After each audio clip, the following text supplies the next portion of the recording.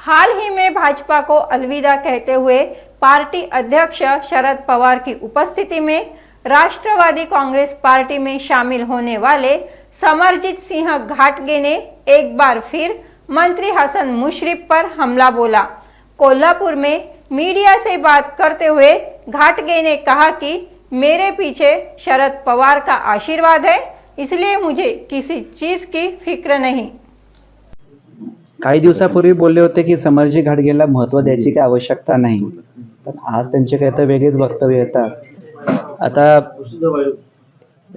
माझी खैर नाही, मला ह्याची काही काळजी करायची आवश्यकता नाही, कारण कागल गडिंग्लज उत्तूरची जी स्वाभिमानी जनता आहे ती माझी पाठराखण करणारच आहे आणि मला आदरणीय शरदचंद्र पवार साहेबांचा आशीर्वाद आहे, तर मला कुठल्या गोष्टीची काळजी करायची काही आवश्यकता नाही।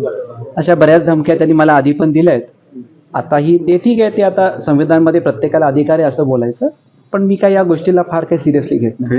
माझी जी कागल गडिंग्लज उत्तरची जनता आहे ती माझी पाठराखण करेल आणि पवार साहेब आहेत म्हणून मला काही गोष्टीची काळजी करायची गरज नाही।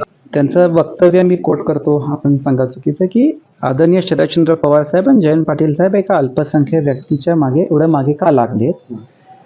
मला आज ऑन रेकॉर्ड ठीक आहे, ते मला काय बोलतील ते बोलू देत, पण ह्या गोष्टीचा मला प्रचंड राग आहे आणि संताप आहे आणि मला खंत वाटते। एवढ्या या देशाचे नेते आदरणीय शरदचंद्र पवार साहेबांचं एवढ्या वर्षाचं राजकारण आहे, हे आधी कुठेही विरोधी पक्षाचे कुठलेही नेत्यांनी का कुठल्याही पार्टीनी असं बोलायचं धाडस कधी त्यांच्यावर केलं नाही, चूक केली नाही, जी आज माननीय मुश्रीफ साहेबांनी केली आहे। आज मुश्रीफ साहेबांनी आदरणीय शरदचंद्र पवार साहेबांना वर जातीवादचा आरोप केलेला आहे। मी या गोष्टीचा पूर्ण निषेध करतो आणि मी माननीय मुश्रीफ साहेबांना ॲड्रेस करताना मी कधीही मुश्रीफ साहेबांना साहेब हा शब्द वापरतो।